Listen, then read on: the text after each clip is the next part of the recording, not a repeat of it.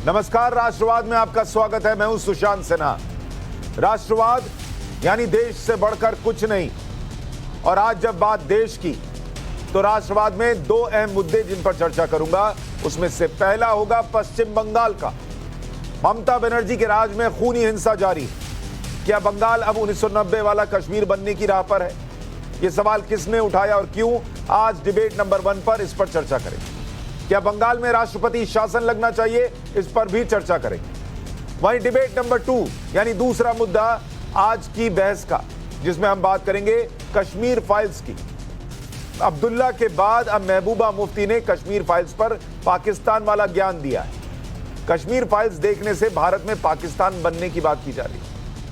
साथ ही बात करेंगे उन जनेऊधारियों की जिन्होंने पिछले साल खुद को कश्मीरी पंडित बताया, लेकिन अब उनकी पार्टी ही कश्मीर फाइल्स पर सवाल उठा रही है। ममता बनर्जी वैसे तो दिल्ली की गद्दी का सपना देख रही है, लेकिन क्या ममता बनर्जी से पश्चिम बंगाल नहीं संभल रहा?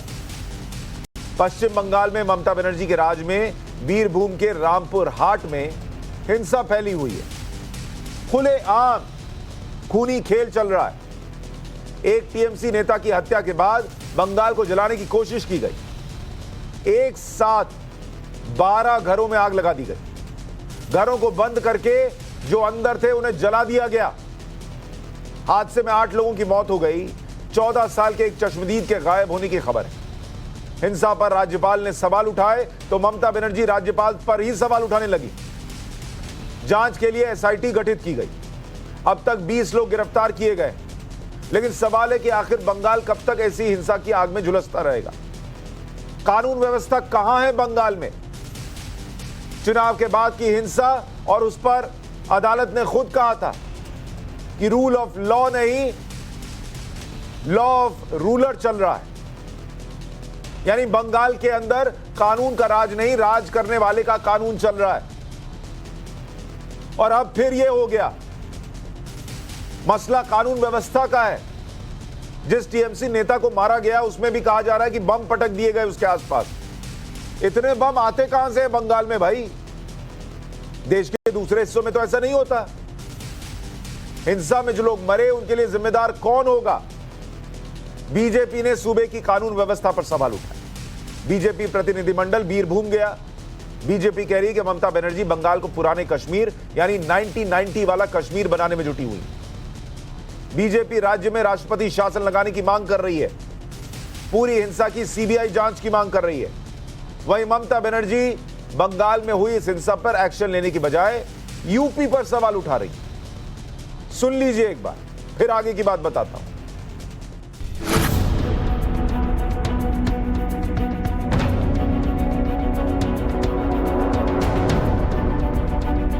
वो जो आगुन जलছে चित्कार है आग पर सुनिए। एक घर के अंदर बंद करके 8 महिला और 2 बच्चों को जलाया गया। किसी सभ्य समाज में ऐसा नहीं होता है। हम लोग देखे पुराना कश्मीर, मोदी जी के हाथ में कश्मीर कैसा हो गया, कैसे सुंदर हो गया। लेकिन अभी बंगाल कश्मीर के पथ में जा रहा है। कोई उन्नाव नहीं तो किछु হয় না, হাতরাস নিয়ে কিছু হয় না, লখিমপুর নিয়ে কিছু হয় না। Only solution is presidents rule, और कुछ मुझे दिखता नहीं है। एक आम जनता होने के नाते मुझे और कुछ नहीं दिखता। बंगाल में कुछ भी हो सकता है। वहाँ नेक्सस काम कर रहा है राजनेताओं का, असामाजिक तत्व जिसे गुंडे कहते हैं वो, और पुलिस।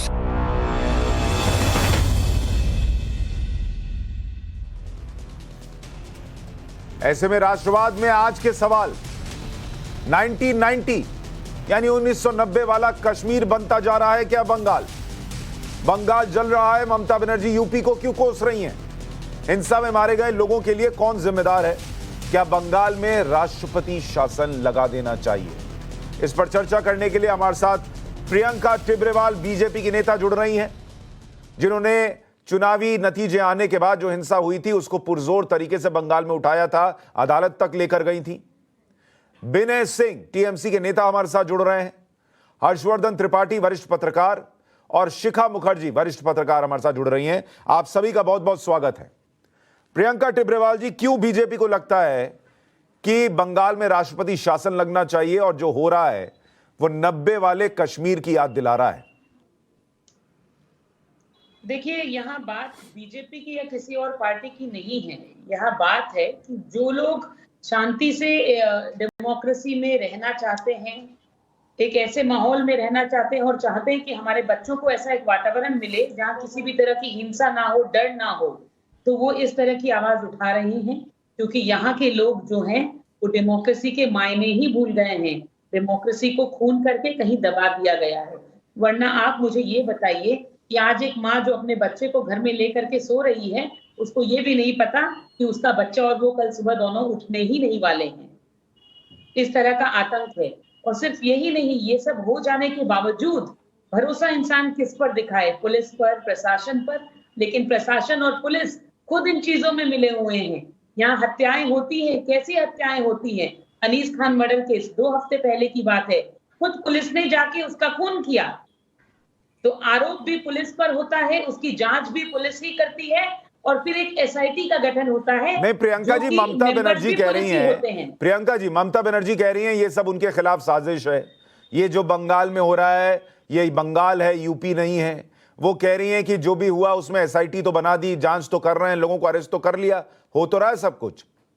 मैं तो यही कहना चाहूंगी, देखिए, इससे ज्यादा मैं आपको एग्जाम्पल दे नहीं सकती कि ये जो हत्याएं हुई हैं, जितने जन मारे गए हैं, वो सब के सब तृणमूल कर्मी हैं। जिस अनीस खान की मैं बात कर रही थी, वो आईएसएफ के कर्मी थे। तो यहाँ तो किसी बीजेपी वाले को लेकर के अगर मैं आवाज उठाती तो आप मुझे झूठा कह सकते थे, आप कह सकते थे कि मैं आरोप लगा रही हूँ। मगर मैं फिर कहती हूँ कि किसी भी पॉलिटिकल पार्टी को अलग रख करके ये मामले जो है वो इंसानियत के दायरे में नापे जाने चाहिए। आज ये जो लोग मारे गए हैं, ये भारतीय जनता पार्टी के कर्मी नहीं, तृणमूल के कर्मी थे। लेकिन मैंने पब्लिक इंटरेस्ट लिटिगेशन आज फाइल किया है इनके लिए, ताकि इनको इंसाफ मिल सके। मैंने डिमांड की है कि ये मामले जो है सीबीआई और एनआईए को देने जाने चाहिए, क्योंकि आए दिन यहाँ बम फुटते हैं। ठीक है, बम फोड़ के लोगों को मार दिया जाता है। कानून व्यवस्था आप कह रही हैं वहां बची नहीं है। विनय सिंह जी, बंगाल में ये कैसे होता है मुझे जरा समझाइए। सांसद से लेकर आम आदमी तक लॉलेसनेस जो है उसकी चर्चा होती है। बम तो ऐसे फूटता है जैसे बम ना हुआ, माचिस की डिबिया हुई, लोग पॉकेट में लेकर घूमते हैं, किसी पर बम मार देते हैं। और आप मुस्कुरा रहे हैं सर। मुझे आश्चर्य है कि देश में एक राज्य ऐसा है जहां किसी का भी कभी भी मर्डर हो जाए, लोग जिंदा जला दिए जाएं, और ममता बनर्जी कहती है यूपी नहीं है। अरे यूपी होगा कैसे? यूपी के लिए तो कहा भी नहीं गया कि रूल ऑफ लॉ नहीं, लॉ ऑफ रूलर है। देखिए, मैं तो पहले यही कहूंगा कि गोधरा, हाथरस, लखीमपुर और उन्नाव को अंजाम देने वाले अगर राष्ट्रभक्त हैं तो उनसे तो कई करोड़ गुना ज्यादा ममता बनर्जी और बंगाल की जनता राष्ट्रभक्त है। और कल की घटना से कश्मीर का जो आप तुलना कर रहे हैं, हम लोग यह नहीं समझ पा रहे हैं कि इसमें कहाँ मेल है। और कल की घटना के बाद वहां आज भी भारतीय जनता पार्टी का प्रतिनिधि मंडल गया है, कल केंद्र से प्रतिनिधि मंडल आ रहा है, कहीं किसी को कोई रुकावट नहीं है। और हम लोग देखे, करीब 1 साल पहले देखे कि हाथरस में जब घटना घटी तो वहां तो आप लोगों को, मीडिया वालों को भी जाने नहीं दिया गया, विपक्षी दलों को जाने नहीं दिया गया। कितना बाधा प्राप्त हुआ। और आज यहाँ तो कोई किसी को बाधा नहीं दे रहा है। विनय सिंह जी, मैं आपको ईमानदारी से, चूंकि आप मीडिया को ले आए, मैं आपको मीडिया का बताता हूं। कई ऐसे साथी हैं जो बंगाल में अगर हिंसा रिपोर्ट करने जाते हैं, बंगाल में चीजें दिखाने जाते हैं, उनको होटल बदल बदल के रहना पड़ता है, क्योंकि जहां रहेंगे वहां से उनकी रेकी शुरू होती है। टीएमसी के लोग उनको फॉलो करते हैं, कहां जा रहे हैं, क्या दिखा रहे हैं। ये माहौल है बंगाल के अंदर। दावे के साथ कह रहा हूं कि आप झूठ बोल रहे हैं, और मैं दावे के साथ कह रहा हूं आप झूठ बोल रहे हैं। नहीं, आप एक भी प्रमाण नहीं दे सकते हैं। कैसे प्रमाण नहीं दे सकते सर? ऐसे साथी पत्रकार हैं हमारे। साथी पत्रकार अगर झूठ बोले तो उनका मैं क्या ठिका लिया? और आप सच बोल रहे हैं, इसकी क्या, आप सच बोल रहे हैं इसकी गारंटी है? और साथी पत्रकार झूठ बोल रहे हैं। और आप कह रहे हैं हाथरस में जो हुआ और किसी को घर में जला देना, बच्चों को घर में जला देना, दोनों बराबर है। अरे इसकी गारंटी यही है कि आज हर कोई जाकर के वहां मुआयना कर रहा है। गोधरा भूल गए क्या आप? और अच्छा मान लीजिए मैं झूठ बोल रहा हूं, पत्रकार साथी झूठ बोल रहे हैं विनय सिंह जी, मुझे ये बताइए अदालत भी झूठ बोलती है जिसने बोला बंगाल के अंदर रूल ऑफ लॉ नहीं बचा है? ये अदालत के शब्द है। अदालत के ऊपर मैं कोई टिप्पणी नहीं करूंगा। नहीं करिए, उनको भी बोल दीजिए झूठा, जब हमको बोल दिया तो उनको भी बोलिए। कभी नहीं, अदालत को अपना काम करना है, अदालत अपना। तो अदालत ने बोला था ना सर, रूल ऑफ लॉ नहीं है बंगाल के अंदर, दिख रहा है वही तो हो रहा है। बंगाल में 16 ना रूल ऑफ लॉ है। कैसे? कल मुख्यमंत्री गली गली पर बम कैसे फटता है सर, मुझे बताइए, बम कहां से आता है? ना बाकी राज्यों में भी चुनाव हुए, कहीं हिंसा नहीं हुई, लेकिन पश्चिम बंगाल में हिंसा बंद होने का नाम ही नहीं लेती है। यहाँ की मुख्यमंत्री आंख बंद करके कहती है कि यहाँ कोई हिंसा के हादसे नहीं हुए, तो फिर NHRC ने जो 50 से ऊपर हत्या के मामले रिकॉर्ड किए, जो इतने बलात्कार के मामले रिकॉर्ड हुए जिनकी इन्वेस्टिगेशन चल रही है, वो सब क्या थे जब हिंसा ही नहीं हुई? नहीं प्रियंका जी, अगर यही कर देना है कि हर किसी को झूठा बता दो, आप कह दो रेप का, जो कह रही है महिला कि मेरे पोते के सामने मेरा रेप हो गया, वो भी झूठ बोल रही है। जो मर्डर हो गया उस पर कुछ मत बोलो, लोग टंगे हुए मिलते हैं और आप कहते हैं कानून व्यवस्था है वहां पर। हर्षवर्धन त्रिपाठी, मुझे ये बताइए, हर्षवर्धन त्रिपाठी, क्या बंगाल के अंदर जो हालात हैं वहां राष्ट्रपति शासन लगने की स्थिति है? हर्षवर्धन त्रिपाठी। सुशांत जी, सबसे पहले तो ये कि मुझे बड़ा अजीब लगा, और संवेदनहीन कोई इतना हो सकता है, ये तृणमूल कांग्रेस पार्टी का कोई नेता ही हो सकता है। आप जब खबर की शुरुआत कर रहे थे, इसमें तृणमूल कांग्रेस का कुछ अगर लेना देना नहीं भी होता तो भी उनको थोड़ा संवेदनशीलता दिखानी थी। लोगों की जिंदा लाशें ऐसे बन गई, और वो जिंदा थे वो लाशें बन गए, और बीच में नहीं बोलते, असभ्यता मत कीजिए। पश्चिम बंगाल नहीं विनय सिंह, आपको जब बोलना होगा तो अपनी बारी में बोलिएगा, ये असभ्यता मत कीजिए, ठीक है ना? आप गलत बोलिए, अपनी बारी में बोलिएगा। विनय सिंह जी, ये मत कीजिए कि आप ही सब ठीक बोल रहे हैं और बाकी सब गलत बोल रहे हैं, उनको बोलने दीजिए, फिर आप रिस्पॉन्ड कीजिए। तो शर्म कीजिए विनय सिंह जी, आप रिस्पॉन्ड कीजिए। का आप लोग तमाशा बना के रखे हुए, आप लोगों के अंदर शर्म नहीं आ रही है कि बच्चों को इस तरह से, और उसके बाद आप बोल रहे हैं, शर्म नहीं आ रही आपको? आपने वो वीडियो, वो तस्वीरें देखी नहीं है, और उसके बाद आप राष्ट्रीय टेलीविजन चैनल पर बैठकर हंस रहे हैं। जरा सा भी शर्म लिहाज नहीं लगे। देश देख, नहीं, वो तो सारी की सारी दलाली कौन कर रहा है ये पता है, और जो जिनको कुछ नहीं करना है वही टीएमसी की दलाली कर रहे हैं। जिनके जीवन में कुछ नहीं रह गया, वो लाशों की दलाली कर रहे हैं, खून की दलाली कर रहे हैं, लोकतंत्र के लिए दलाली कर रहे हैं। आप दलाल हैं। ये मैं कह रहा हूं ना, की भाषा ऐसी नहीं होती। मैं कह रहा हूं ना। विनय सिंह जी, एक मिनट, हर्षवर्धन भाई एक सेकंड रुक जाइए, हर्षवर्धन भाई एक सेकंड रुक जाइए। विनय सिंह जी, इस शो पर बैठकर सर्टिफिकेट मत बांटिए, किसकी भाषा क्या होगी, कौन सच बोल रहा है, कौन झूठ बोल रहा है। आप अपने नेता का काम और मुख्यमंत्री का काम संभाल लेते तो ये शो ही नहीं करना पड़ता। अपने आप को सर्टिफिकेट दीजिए, दूसरों को मत दीजिए, ऑडियो कम कीजिए। हर्षवर्धन जी बोलिए।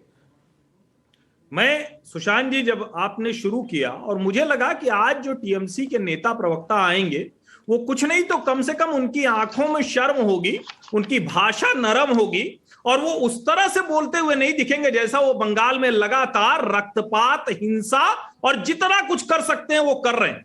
और मुझे तो आश्चर्य होता है, मुझे तो भारतीय जनता पार्टी पर अब आश्चर्य हो रहा है कि आखिर उनको राष्ट्रपति शासन लगाने के लिए और कौन सा आधार चाहिए। और यहां राष्ट्रपति शासन की मांग कोई भारतीय जनता पार्टी के नेता ने नहीं की, अधीर रंजन चौधरी कह रहे हैं। और ये जो हिंसा हुई है, ये कोई राजनीतिक इस तरह की हिंसा नहीं थी कि कोई मेरा विचार नहीं मानता। विचार न मानने वालों की हत्या तो तृणमूल के राज में सामान्य हो गई। यहां जो उसी विचार के लोग थे, उसमें कौन बड़ा अपराधी? तृणमूल के भीतर की गैंगवार है, और उसमें ये सब कुछ हुआ है। मुझे लगता है कि हर हाल में राष्ट्रपति शासन के अलावा बंगाल के लोगों को बचाने का और कोई रास्ता नहीं। ठीक है शिखा जी, आपके हिसाब से बंगाल में क्या कानून का राज बचा है? ये जो मांग है कि बंगाल में राष्ट्रपति शासन लगना चाहिए, आपकी इस पर राय क्या है? क्या कानून व्यवस्था ध्वस्त हो गई है वहां पर? ममता बनर्जी जो कह रही हैं वो ठीक है, आपको क्या लग रहा है? देखिए, बहुत सारे सवाल आपने एक साथ पूछ लिए और मैंने बहुत धैर्य से सबका बात भी सुना, लेकिन ये मुझे समझ में नहीं आ रहा है कि राष्ट्रपति शासन इस तरह से इस परिस्थिति में क्यों मांगी जा रही है। राष्ट्रपति शासन कॉन्स्टिट्यूशनल ब्रेकडाउन की बात कर रही है। आप लोग अगर समझते हैं कि यहाँ पे कॉन्स्टिट्यूशनल ब्रेकडाउन हुआ है, मशीनरी की ब्रेकडाउन हुई है, तो ये सिर्फ एक इंसिडेंट या 2 इंसिडेंट या 4 इंसिडेंट से नहीं होता है। लेकिन ये भी मैं कहूंगी, और ये मैं बिल्कुल साफ साफ कहूंगी, कि यहाँ पे ये कानून और प्रशासन, इन पे आस्था लोगों ये रामपुर हाट में जो घटना हुई है उससे लगता है कि लोगों में कानून और प्रशासन पे आस्था नहीं है। इसलिए जैसे ही बम मार के उप प्रधान को मारा गया, उसी के साथ साथ एक रिएक्शन, मॉब रिएक्शन हुआ, और पुलिस और प्रशासन को ये मौका नहीं दिया गया कि वो क्या करे। ममता बनर्जी जो कह रही हैं कि यहाँ पे ये यूपी नहीं है, ये इस जगह नहीं है, वो उस जगह नहीं है, ये बिल्कुल गलत है। ये डाइवर्ट करना है, क्योंकि पश्चिम बंगाल की जिम्मेदारी उनके हाथ में है, उनको इसका मुकाबला करना पड़ेगा। और ये जो वायलेंस, पॉलिटिकल वायलेंस की जो बात किया जा रहा है, जिसके आधार पे ये 356 और एक्सेट्रा बोला जा रहा है, ये है एक प्रशासन और एक राजनीतिक समस्या। इसका ये क्राइसिस है। Mamata Banerjee, please let me finish. Mamata Banerjee को अब, ममता बनर्जी की क्रेडिबिलिटी, सरकार के ऊपर से क्रेडिबिलिटी जो है उस पे प्रश्न चिन्ह लगाया जा रहा है, और ये एक पॉलिटिकल मामला है। उनको ये ध्यान में रखना चाहिए कि प्रशासन चलाना उनका जिम्मेदारी है, और अगर वो नहीं चला पा रही हैं तब कॉन्स्टिट्यूशनल क्राइसिस की तरफ परिस्थिति जा सकती है।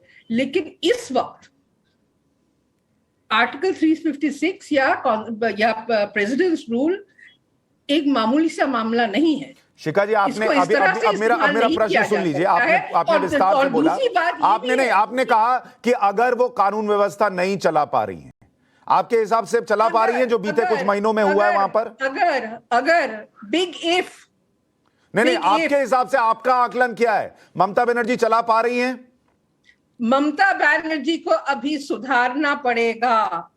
और ये शिखा जी, मैं जो कह रहा था राष्ट्रपति शासन, वो सिर्फ इस घटना पे नहीं कह रहा हूं, और जो मांग उठ रही है इस घटना पे नहीं उठ रही है, वो उन घटनाओं पर उठ रही है जिसमें बंगाल के अंदर, पार्टी छोड़ दीजिए, लेफ्ट का हो, बीजेपी का हो, किसी का भी हो, है तो हाड़ मांस का इंसान, उसकी लटकी हुई लाशें मिलती हैं, उसके शव मिलते हैं, वहां बम ऐसे फूटता है जैसे पटाखे का बम फूट रहा हो, कोई आता है बम फोड़ के चला जाता है, सांसद की गाड़ी पर हमला हो जाता है, चुनाव के वक्त हिंसा हो जाती है, वहां पर चुनाव के बाद हिंसा हो जाती है, वहां कोर्ट कह चुका है रूल ऑफ लॉ नहीं, लॉ ऑफ रूलर है, और अब यह घटना हो गई। ये सब मिलाकर पूछ रहा हूं, कहां है कानून व्यवस्था? और अब भी राष्ट्रपति शासन न लगे तो कब लगे? अभी देखिए, राष्ट्रपति शासन के खिलाफ मैं इन प्रिंसिपल हूं। In principle, I am against president's rule, and therefore मैं जो कह रही हूँ ये है कि रिस्पॉन्सिबिलिटी प्रशासन के हाथ में है, जो जिन्होंने चुनाव में जीता है, और ये जीत के वहां पे वो सरकार उन्होंने बनाया है, और इस सरकार की जिम्मेदारी है। सरकार को, विनय सिंह जी, इस पैनल में कोई नहीं है जिसको ऐसा लगता हो, विनय सिंह जी, कि वहां कानून व्यवस्था बची है। इस पैनल में एक आदमी नहीं है, सिर्फ आपको छोड़कर, क्योंकि आपको टीएमसी को डिफेंड करना है। विनय सिंह जी, अकाउंटेबिलिटी पे उनको सवाल करें, बची नहीं है, या आप लोग कह रहे हैं? अभी शिखा जी कह रही है, आपने सुना कि सुधारना चाहिए, और जो घटनाएं घट रही हैं उस पे अंकुश लगना चाहिए, और आप लोग कह रहे हैं कि राष्ट्रपति शासन लगाना चाहिए। आप लोग क्यों कह रहे हैं? आप लोग चाहते हैं कि हर हालत में भाजपा यहाँ सत्ता में कायम हो। 2021 का जो चुनाव विधानसभा का हुआ, विनय सिंह जी, किन परिस्थितियों में हुआ? आप लोगों ने, मैं आपसे छोटे-छोटे सवाल पूछता हूं, आप मुझे छोटे-छोटे जवाब दीजिए। मैं कोई राष्ट्रपति शासन की बात नहीं करेगा। विनय सिंह जी, मुझे ये बताइए, विनय सिंह जी, ये जो हर गली मोहल्ले में बम फूट जाते हैं, विनय सिंह जी, विनय सिंह जी, कहाँ रहते हैं? विनय सिंह जी, मेरी बात सुन लीजिए ना, मैं कह रहा हूं आप छोटे-छोटे जवाब दीजिए। जितनी घटनाएं बम फूटने की, कि बाइक से आया बम फेंक कर चला गया, जितनी बंगाल से आती हैं, देश के किसी और राज्य से आती हैं, मुझे बता दीजिए। देश के दूसरे राज्य में जो अपराध नहीं है, क्राइम नहीं है, ऐसा बात नहीं है। और बंगाल में मैं बम फूटने का कह रहा हूं, मैं कहां कह रहा हूं कि वहां क्राइम नहीं है, लेकिन आपके यहाँ जो हो रहा है वो दूसरे कहीं नहीं हो रहा ना सर। नहीं, बढ़ा चढ़ा के कह रहे हैं। यूपी में बड़ा चढ़ा के कैसे कह देंगे? नहीं है। अरे उत्तर कौन प्रदेश बड़ा में चढ़ा के कह रहा है सर? कोर्ट के अंदर चीजें हैं। अरे वहाँ बुलडोजर बाबा के राज्य में जो है, बुलडोजर बाबा आम आदमी पे नहीं ना चला रहे हैं सर, जिंदा आदमी पे बुलडोजर थोड़ा चढ़ा दे रहे हैं। गजब बात कर रहे हैं आप लोग। बुलडोजर बाबा तो पुलिस से गोली चलवाते हैं। बुलडोजर बाबा कुछ भी आप बोल रहे हैं, पुलिस से गोली चलवाते हैं। भारतवर्ष के किसी विनय राज्य सिंह में नहीं जी, है। थोड़ी तो मानवता बची होनी चाहिए कि लोग जिंदा जल गए, बच्चा जिंदा जल गया। आज तो कम से कम सीरियसनेस के साथ बात कीजिए। जब प्रियंका टिब्रेवाल, मुझे बताइए, बंगाल में क्या ये नहीं हो रहा? ये बम कहां से आते हैं? ये बम फूटने की घटना है, हर चीज में डिनायल मोड में रहेंगे। रेप नहीं हुआ, मर्डर नहीं हुआ, बम नहीं फूटा, ऐसे कैसे चलेगा? मैं शिखा जी और विनय जी दोनों की बात का जवाब देना चाहती हूँ, जिनको लगता है कि ये अभी तक ऐसा माहौल नहीं हुआ कि राष्ट्रपति शासन होना चाहिए। तो मैं बताती हूँ कि आप उनसे पूछिए। मैं ये कहना चाहती हूँ कि आप उनसे सुनिए, इनकी वॉल्यूम कम करिए। बदतमीजी करने आते हैं जो लोग डिबेट पर, उनको पहले तो तमीज सिखाइए डिबेट करने की, क्योंकि मेरा कल्चर नहीं है। विनय सिंह जी, आप जब बोल रहे हैं कोई नहीं बोल रहा, सारे मेहमान सुन रहे हैं, उनको आप सुन लीजिए। आपके बीच में कोई मेहमान नहीं बोल रहा। कि जो लोग ये कह रहे हैं कि अभी तक कॉन्स्टिट्यूशनल ब्रेकडाउन नहीं हुआ, ये समझेंगे। विनय सिंह जी, मैं ऑडियो कम कराऊंगा फिर, अगर मजबूरन आप ऐसा करेंगे। नहीं समझेंगे, इनको डिक्शनरी भी देके बैठाइए। देखिए, पहले तो मैं ये कहूंगी कि जो लोग अभी जिन्होंने कहा कि अभी तक पूरी तरह कॉन्स्टिट्यूशनल ब्रेकडाउन नहीं हुआ है, तो मैं ये कहती हूँ कि जहां आर्टिकल 21 का अधिकार आपसे छीन लिया जाता है, द राइट टू लिव, तो वहां आप कैसे बोलते हैं कि ये कॉन्स्टिट्यूशन का उल्लंघन नहीं है? मैं आपसे ये कहना चाहूंगी कि अभी जिन लोगों ने यहाँ कहा कि छोटे मोटे चीजें हैं, अभी तक इस तरह का बड़ा कुछ नहीं हुआ, तो उन लोगों से पूछिए जिनके बच्चों को पेड़ों पर टंगा के झुला के मार दिया गया। उन लोगों से पूछिए, एक वकील को दिन दहाड़े गोलियों से छलनी करके गुंडे मार के चले गए। 2 साल हो गया, केस आज भी चल रहा है, लेकिन ना पुलिस ने किसी को पकड़ा, ना कोई सॉल्यूशन हुआ। उन लोगों से पूछिए जिनके बच्चों को दिन रात जो है इस तरह के टॉर्चर का सामना करना पड़ता है, घर जला दिए जाते हैं, उनको घरों से निकाल दिया जाता है। मैं आपसे इसी घटना का उल्लेख करके बताती हूँ कि जिस गांव में ये इंसिडेंट हुआ है, उसी गांव के जो लोग हैं उनको गांव से बाहर निकाल दिया गया, रातों रात भगा दिया गया। अब ममता बनर्जी कहती है कि हमें कोई आपत्ति नहीं, यहाँ कोई भी आए पता करे। किससे पता करेंगे? 12 से ज्यादा जो फैमिलीज वहाँ रहती थी, जिन्होंने इस घटना को देखा, उन फैमिलीज को वहां से निकाल दिया गया है रातों रात। अब वो गाँव खाली है, वहाँ कोई नहीं है। विनय सिंह जी, नॉन स्टॉप बोलने का क्या फायदा है?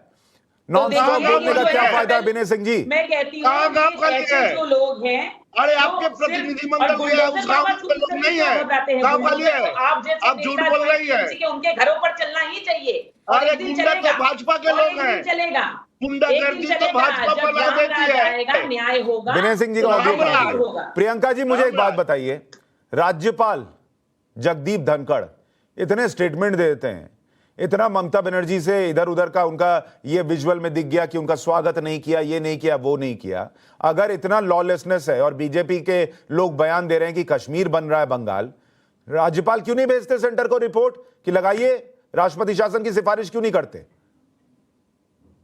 आपका प्रश्न मुझसे है? जी प्रियंका जी, मैं यही कहूंगी कि अभी शिखा जी की जो बात थी, जहां इन्होंने कहा कि अभी तक वैसी सिचुएशन नहीं आई है कि कॉन्स्टिट्यूशनल पूरा ब्रेकडाउन हुआ, तो मैं ये फिर कहती हूँ कि ये डिमांड मेरी या किसी और इंसान की या बीजेपी की किसी लीडर की नहीं हो सकती।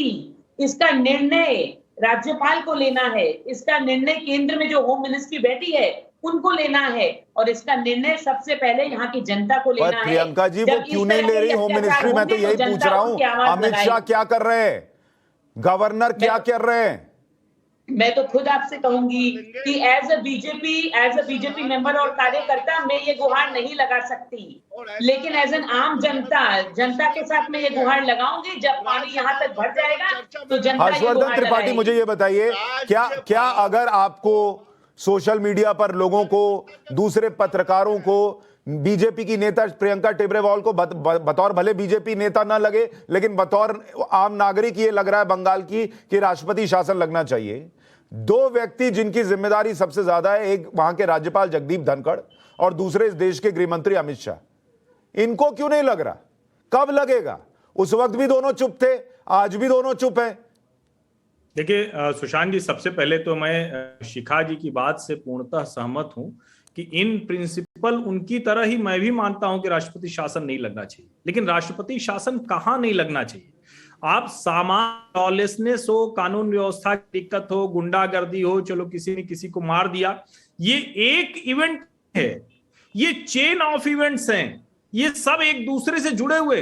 भारत के आज तक के स्वतंत्रता के बाद के इतिहास में जब से लोकतंत्र हुआ है, कभी नहीं हुआ कि किसी राज्य के चुनाव के बाद वहां की जनता को दूसरे राज्य में जाना पड़ा हो।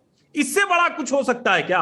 और उसके बाद भी घटना रुकी नहीं है। हर दूसरे चौथे कोई न कोई मर जा रहा है, किसी न किसी को जला दिया जा रहा है, किसी न किसी के घर में घुसकर क्या क्या हो रहा है।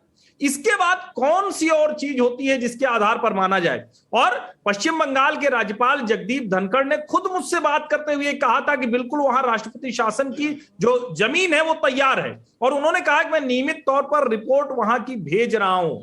अब सवाल यह है कि अगर राज्यपाल रिपोर्ट भेज रहे हैं, सुप्रीम कोर्ट की मॉनिटर कमेटी कह रही है, एनएचआरसी की टीम कह रही है, वहां जो लोग गए वो कह रहे हैं, हाई कोर्ट कह रहा है, आखिर इसके बाद और कौन सी वजह बचती है कि पश्चिम बंगाल में ममता बनर्जी का राज नहीं होना चाहिए, ये तय हो जाए? शिखा जी, देखिए, पहली बात तो यह है कि आपने शायद पश्चिम बंगाल में हिंसा के साथ साथ जुड़ा हुआ जो राजनीति है उसका एक इतिहास है, और ये इतिहास का ये मतलब नहीं है कि इसका कोई समर्थन होना चाहिए, लेकिन ये एक इतिहास है। और जैसे कि ये इतिहास है, वैसे ही कॉन्स्टिट्यूशनल मशीनरी की ब्रेकडाउन की भी डेफिनेशन और राष्ट्रपति शासन यहाँ पे लागू करना, इसका भी एक राजनीति है। और ये राजनीति से आपके प्रियंका जी की सवाल या आप सुशांत की सवाल का जवाब मैं दे रही हूँ कि यहाँ पे एक पॉलिटिक्स है, और ये पॉलिटिक्स से होम मिनिस्ट्री और आपके धनखड़ जी दोनों ही जरा पीछे हट रहे हैं। तो इसलिए ये डिमांड जो है, ये एक डिमांड ही है, ये एक राजनीति है, और इससे कोई समाधान नहीं निकलेगा। इससे कोई किसी भी तरह से पश्चिम बंगाल में जो शासन और कानून का व्यवस्था, इसका जो प्रॉब्लम्स हैं, इसका जो क्राइसिस है, इससे ये ठीक है। इसका जवाब मुझे प्रियंका जी आपसे चाहिए। मैं जानता हूं आपके लिए सवाल मुश्किल होगा क्योंकि आप खुद बीजेपी में हैं, लेकिन लोग भी ये जानना चाहते हैं कि जब अभी हर्षवर्धन जी भी कह रहे हैं, एनएचआरसी की टीम की रिपोर्ट है, कोर्ट कह चुका, आप बता रही हैं वहां क्या हालात है, राज्यपाल कह चुके हैं जमीन तैयार है, राष्ट्रपति शासन लगना चाहिए, क्या गृह मंत्री या बीजेपी जानबूझकर राष्ट्रपति शासन नहीं लगा रही है? क्योंकि आपको ये जो बंगाल में हो रहा है इसका पॉलिटिकल माइलेज तब ज्यादा मिलता है जब ये होता है, और आप बता सकते हैं कि ममता बनर्जी देखो कौन है, अगर ये देश में आई तो क्या होगा, बशर्ते कि आप राष्ट्रपति शासन लगा दें और लोगों को बचाएं। लोग पूछ रहे हैं, यहां पर लिख रहे हैं कि और कितना पावर चाहिए नरेंद्र मोदी सरकार को राष्ट्रपति शासन लगाने के लिए, क्या कमी है पावर में? देखिए, भारतीय जनता पार्टी किसी के ऊपर खड़े होकर के या किसी के शरीर पे खड़े होकर के तमाशा नहीं देखती, ये बिल्कुल गलत बात है। लेकिन इसके साथ एक असमंजस की सिचुएशन ये भी हो सकती है कि लोग कहें कि अरे देखिए, ममता बनर्जी सरकार में आई हैं, इसीलिए अपना प्रतिशोध, राजनीतिक प्रतिशोध लेने के लिए भारतीय जनता पार्टी ने वहां ये राजनीतिक शासन लगा दिया, राष्ट्रपति शासन लगा दिया।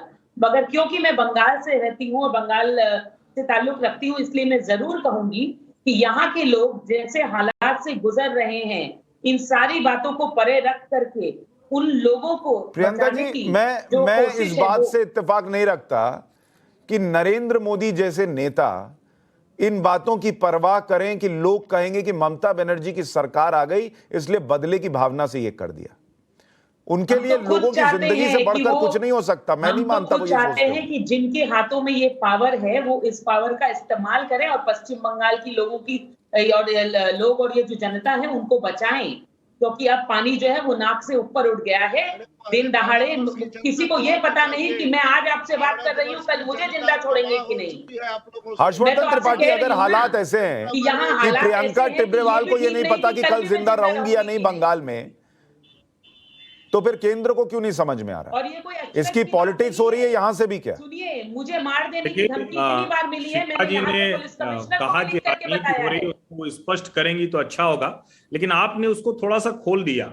ये शायद भारत में एक ये मुश्किल चीज है कि अभी अगर आप सरकार को, चूंकि जो प्रचंड मैंडेट से जीत कर आई हुई है ममता बनर्जी, अब वो कैसे जीत कर आई है इस पे विवाद है, बहुत सी बात होती है, और इतना क्या बोले जा रहे हैं आप? इतनी बुनियाद की पत्रकार है कि आप ये ऐसी बातें बोल रहे हैं?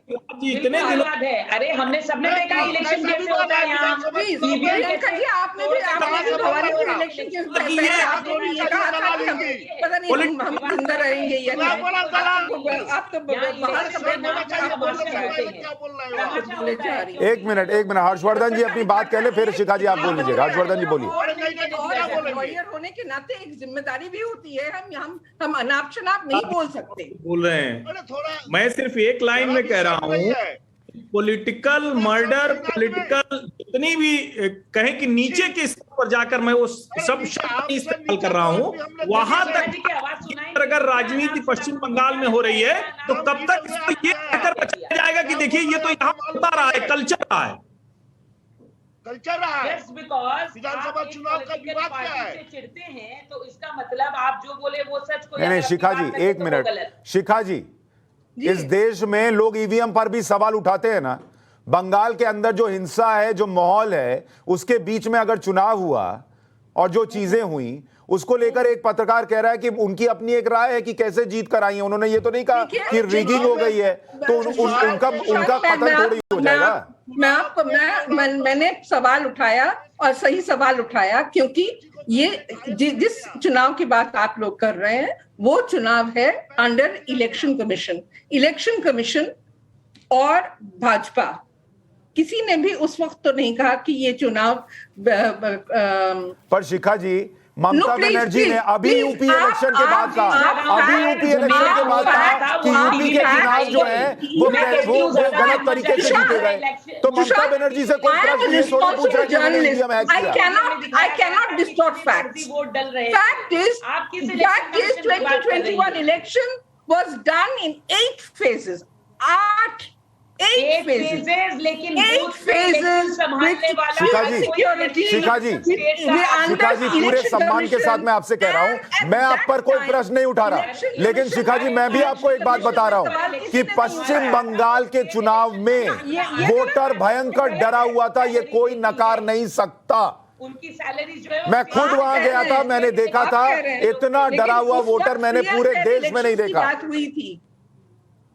उस वक्त free and fair and peaceful election की बात हुई थी और इलेक्शन कमीशन ने ही कहा था। या इनको ये उस वक्त ये होम मिनिस्टर कहाँ थे कि उन्होंने क्यों नहीं दिखाया जा रहा? मैं तो होम मिनिस्टर से खुद प्रश्न पूछ रहा हूं भाई, मैं तो खुद पूछ रहा हूं शिखा जी। मैं कहां कह रहा हूं कि अमित शाह की कोई जिम्मेदारी नहीं है, जगदीप धनखड़ की कोई जिम्मेदारी नहीं है। अगर कानून का राज नहीं बचा है तो पूछ तो रहा हूं प्रियंका जी से कि ये लोग क्या कर रहे हैं, फिर लोग मर रहे हैं तो इनसे भी तो सवाल पूछा जाएगा। प्रियंका जी, प्रियंका जी मुझे ये बताइए, तख्ती लेकर बीजेपी के नेता गए, वेल एंड गुड, आपने बहुत बढ़िया लड़ाई लड़ी कोर्ट के अंदर, वेल एंड गुड, लेकिन बंगाल की जनता जिसने आपको 3 से बढ़ाकर 77 सीटें दी, उसको पलट के क्या जवाब दीजिएगा कि मैं सिर्फ तख्ती लेकर चलूंगी तुम्हारे साथ? देखिए, हमें जिस तरह से लड़ाई करनी है हम तो कर रहे हैं, लेकिन मैं फिर ये बात कहूंगी कि बीजेपी का मतलब जो है वो ये नहीं होता कि होम मिनिस्टर अपने डिसीजंस बीजेपी से पूछ कर ले। जैसे यहाँ पर हालात है, उन्हें अपना फर्ज निभाना चाहिए लोगों के लिए और जनता के लिए अपना फर्ज निभाना चाहिए। झगड़ा लड़ाई करते करते अपना पार्टी को आप टुकड़े टुकड़े गैंग पे परिणत कर रहे हैं। आप क्या कह रही है? मुझे आपकी बातें सुनाई नहीं दे रही। आपकी आवाज कट कट के आ रही है, बात नहीं आई पूरी। Sorry, I am saying Bhajpa की पश्चिम बंगाल में भाजपा की आज जो हालत है, वहां पे कहां से ये राजनीतिक रूप से ये कहां पे कुछ करेंगे? वो तो अपने आपस में ही झगड़ रहे हैं। वो तो आपस में ही लड़ाई कर रहे अब ये हैं। देखिए, यहाँ मुद्दा लोगों की जान बचाने का है, लेकिन इनको पॉलिटिकल चिस्कियां लेने में मजा आ रहा है। मैं तो आपसे कह ही रही हूँ कि जो लोग अपने स्वार्थ के लिए जस्ट बिकॉज किसी पार्टी को लाइक नहीं करते, वो अपने व्यूज बताते हैं, तो वो लोगों के लिए और जनहित में प्रियंका जी, नहीं मैं तो होते। सिर्फ इतना कहूंगा, आप जितनी बहादुरी से खड़ी होती हैं लोगों के साथ, आप जिस बहादुरी से लड़ती हैं वहां पर जो कानून व्यवस्था ध्वस्त हो रही है उसके खिलाफ अपनी पार्टी को बोलिए कि उसी तरह से वो भी लड़ें और खड़े हों। और लोगों को ये मैसेज जाना चाहिए, ऑपोजिशन इसीलिए होता है कि भाई अगर मेरी जिंदगी नहीं बचेगी तो ये लोग मेरे लिए खड़े होंगे, लड़ेंगे। खड़ी है, जिनके साथ अत्याचार हो रहा है, आवाज हम ही ने उठाई, हम ही पहुंचे। कांग्रेस और सीपीएम तो मर चुके हैं, यहाँ है ही नहीं, उनका तो आगे पीछे कोई भी नहीं। 2-4 बूढ़े लीडर्स जो थे, अब उनकी भी विचारों की आवाज बंद हो गई है। तो मैदान में लड़ाई तो हम ही कर रहे हैं और हम ही करेंगे लोगों के लिए। और जहां तक राष्ट्रपति शासन की बात होती है, ये जो चीज है इसको भारतीय जनता पार्टी डिसाइड नहीं करेगी, ये जिनके हाथ में है वो डिसीजन लेंगे। और मैं कहती हूँ इसी तरह से चलता रहा तो कल नहीं तो आज यहाँ राष्ट्रपति शासन जरूर लगेगा। बहुत शुक्रिया आप सभी मेहमानों का आज इस डिबेट नंबर 1 में जुड़ने के लिए। और प्रियंका जी, मैं उम्मीद करता हूं कि देश के गृह मंत्री भी सुन रहे हों, वो भी सुनेंगे और समझेंगे कि बंगाल के लोगों का दर्द जो है वो बढ़ता जा रहा है।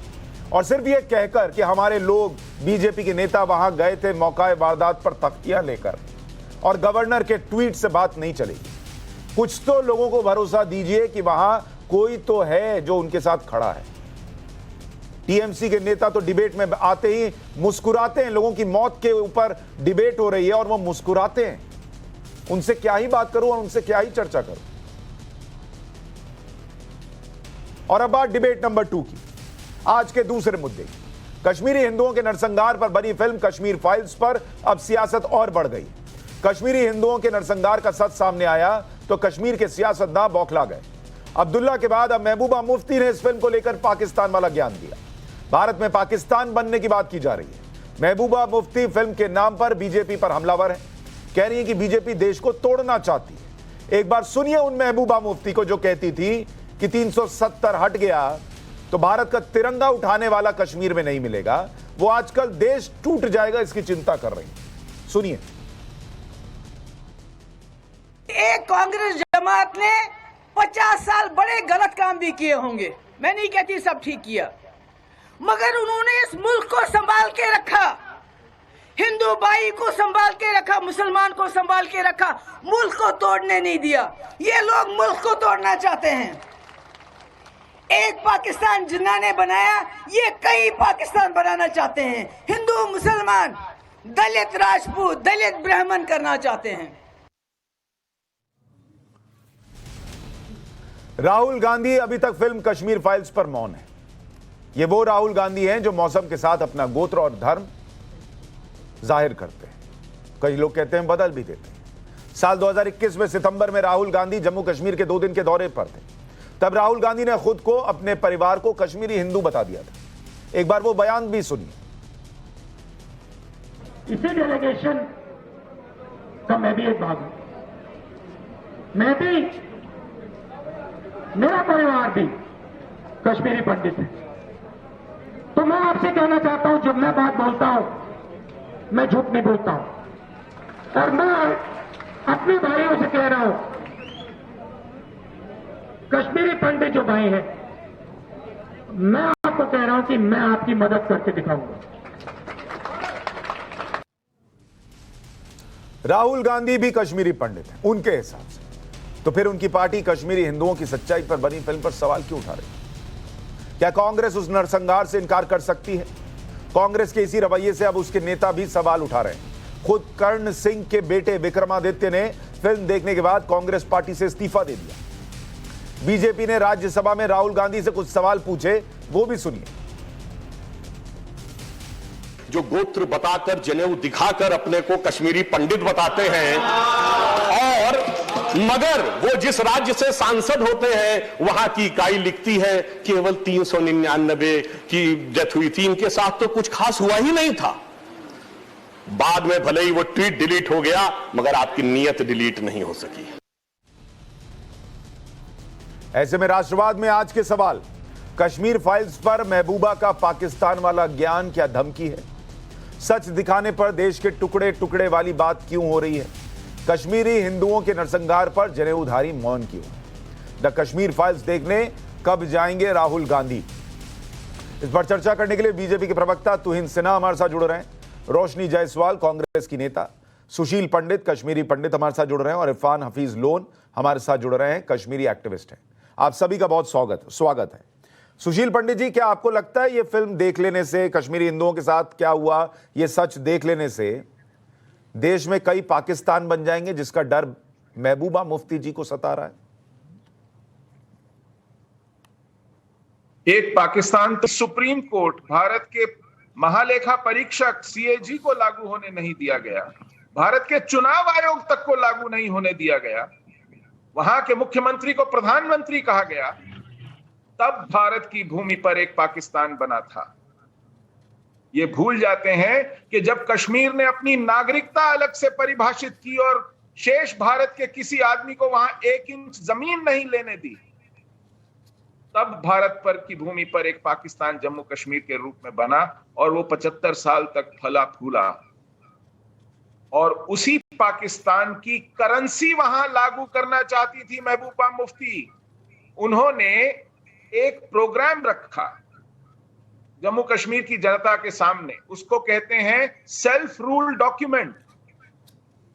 उस डॉक्यूमेंट में कहती थी कि जम्मू कश्मीर में भारत की मुद्रा के साथ साथ पाकिस्तान की मुद्रा चलनी चाहिए। कहती थी कि भारत और पाकिस्तान के बीच में जो एलओसी है वो निरर्थक हो जानी चाहिए, पोरस बॉर्डर्स होने चाहिए।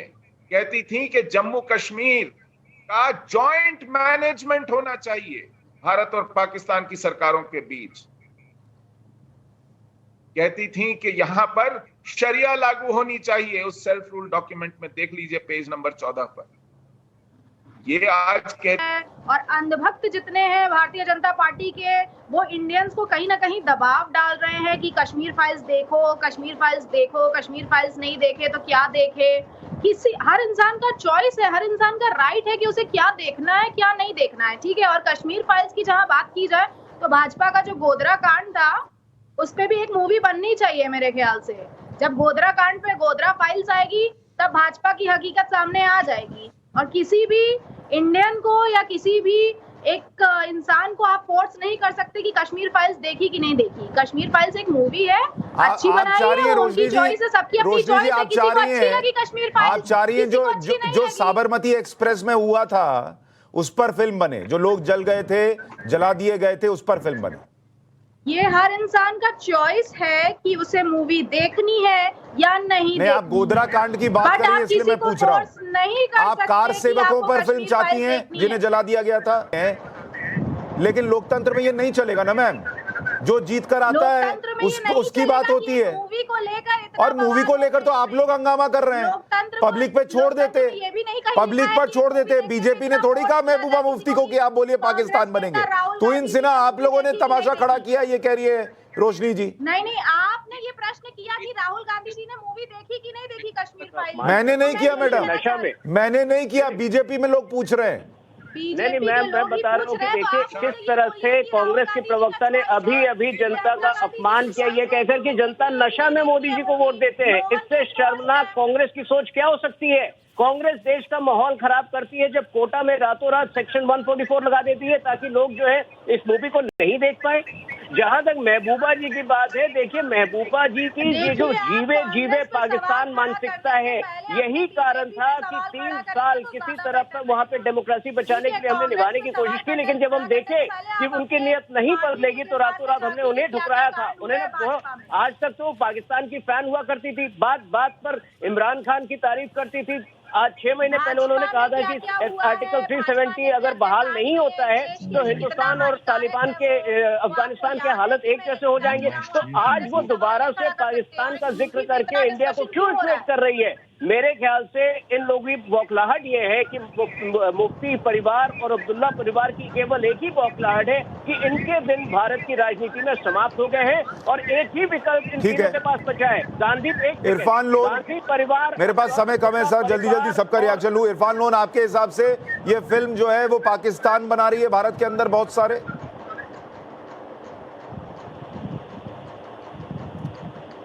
इरफान लोन जी, आपकी आवाज नहीं आ रही।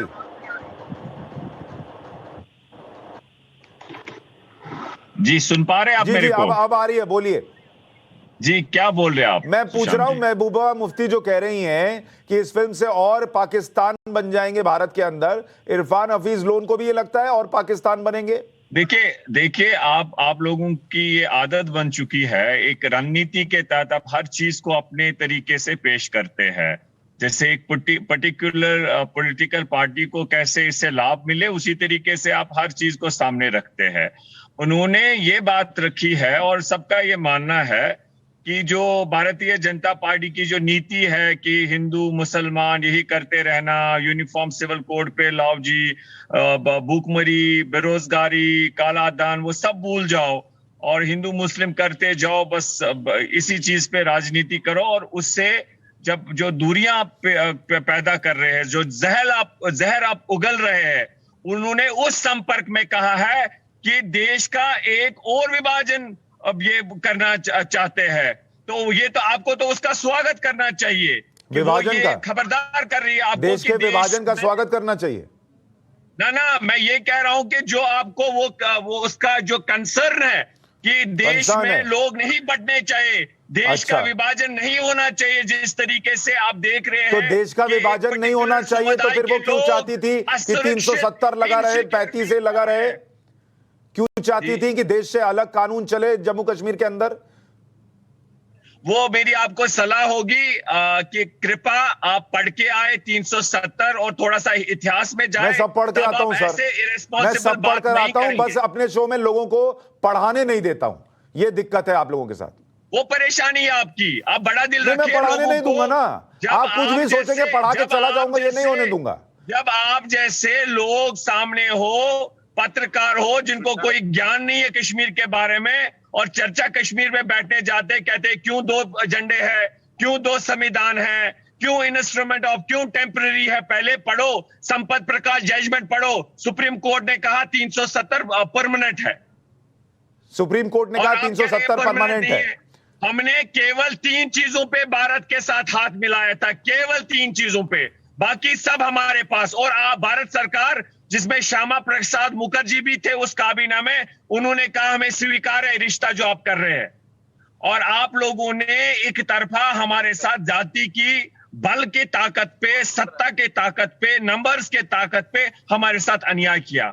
और महबूबा मुफ्ती अगर आपको खबरदार करती है तो मैं ये समझता हूं कि जो हम उससे शायद कहीं चीजों पे सहमत नहीं है, लेकिन जहां तक उन्होंने ये कहा है कि देश में। सुशील पंडित छोटे में जवाब दीजिए, छोटे में। सुशील पंडित, मेरे पास समय बिल्कुल नहीं है। सुशील पंडित, अनुच्छेद 370 अस्थाई नहीं थी क्या? क्या वो हमेशा के लिए थी? क्या उसमें लिखा नहीं है कि इसको चले जाना है? ये केवल उस समय तक के लिए है जब तक भारत पाकिस्तान के बीच में युद्ध है। लेकिन मैं रोशनी जायसवाल जी की बात से सहमत हूं। गोधरा फाइल्स बननी चाहिए और देश को पता चलना चाहिए कि साबरमती एक्सप्रेस के 5वें डिब्बे में 59 कार सेवक किस तरह और क्यों जलाकर मार दिए गए। बननी चाहिए गोधरा फाइल्स भी। रोशनी जायसवाल जी, मैं आपसे पूरी तरह सहमत। चलिए, मेरे पास वक्त इतना ही था। गोधरा नहीं, हम कश्मीर में जितने भी मानव अधिकार उल्लंघन हुए, इवन जो 84 है उसमें। अरे इरफान हफीज लोग थोड़ा पढ़ के आइए बॉस। जैसे सिर पर बाल स्थायी नहीं है, चला जाता है, वैसे ही 370 भी स्थायी नहीं था। उसे जाना ही था और वो चला गया, उसका कुछ नहीं हो सकता। ठीक है जी, आप सुप्रीम कोर्ट हो, आप सुप्रीम कोर्ट हो। मैं कोई कोर्ट नहीं हूं सर, लेकिन मैं फैक्ट्स पर बात करता हूं और वो फैक्ट यही है। आप पढ़िए, गाड़ी में घूम रहे हैं, थोड़ा गाड़ी कोने में लगाइए, पढ़िए और उसके बाद अगली डिबेट में आइएगा। बहुत शुक्रिया आप सभी का आज इस चर्चा में जुड़ने के लिए।